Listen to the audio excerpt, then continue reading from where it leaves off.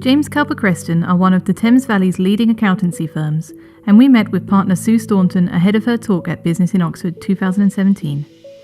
Sue, good afternoon and welcome to B4 TV. Thank you for joining us this afternoon. Perhaps you could give our viewers a brief outline of what you do here at James Cooper. Yes, thanks very much, Richard, for the opportunity.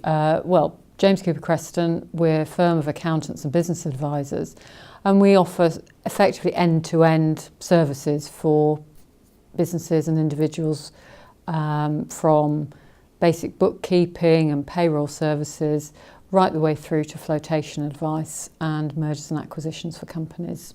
And one of your known areas of expertise is in the technology sector.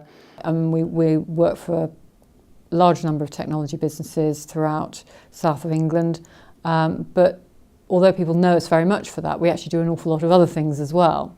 And one of those things that we want to talk about at Business in Oxford is family businesses, because those are, the majority of businesses in the UK are actually family-run ones, and they have particular issues that people aren't always aware of from the outside, or indeed when they're running the companies, they can't necessarily see those issues coming up, and when they do hit them, they somehow think that they're unusual in experiencing them, which isn't the case at all.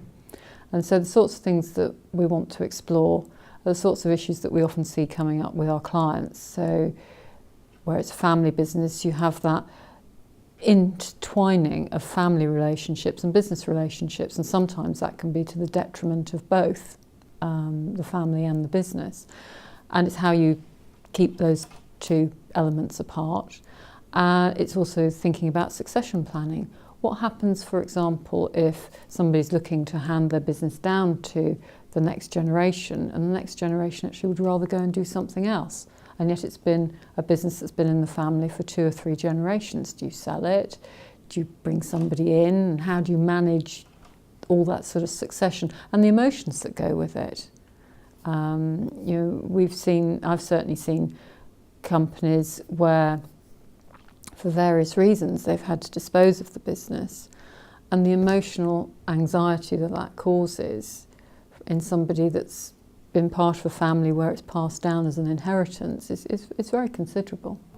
And you mentioned emotion, and I was about to ask you, when you go into a non-family business, you probably still have got those emotions, but they're not as obvious. So when you actually walk into a room and might have warring factions of families, is that very difficult to work around and come up with practical solutions for everybody? It can be very challenging. I think that the key thing in that, Richard, is to try and enable both sides, or all sides if there's more than two, to see that you're there as a facilitator to try and help them all to achieve the objectives that they've actually got. Clearly, we're not counsellors, we can't necessarily put together fractured relationships, but what we can do is to try and help them to steer a middle ground and to come out unscathed, or relatively unscathed, the other side. It can be difficult because some of the issues that people have go back into childhood, and you can be sat there with people in their 50s whose difficulties at the boardroom table with each other actually stem back to some relatively innocuous, you would think, childhood incident, but you have to be aware of it. So you are, in effect, by default, almost becoming counsellors. You can't become counsellors, but what you are is strategists and advisors in relation to the business, and you focus on what's good for the business. So you mentioned that you're coming to Business in Oxford, which is great, and we're looking forward to seeing you there. With regards to the presentation, will it be just yourselves and your colleagues illustrating how delegates can benefit from your advice, or will you actually be bringing some clients along to the event? What we're hoping to do is to bring a number of people along with us who have different views and see from different aspects the issues and the solution to those issues within family businesses. We haven't quite finalised the lineup yet, but we'll let you know as soon as we have.